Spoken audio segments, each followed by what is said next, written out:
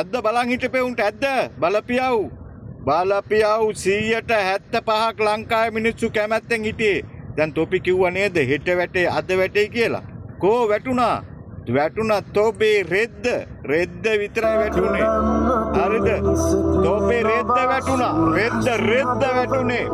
හරිද? අද වැටේ හෙට වැටේ කියපු උන් කෝ අද බලාගෙන හිටියද තොපි වැටෙනකන්? බලපියව් 168ක් ගත්තරම දැන් 175 වෙලා. හරිද?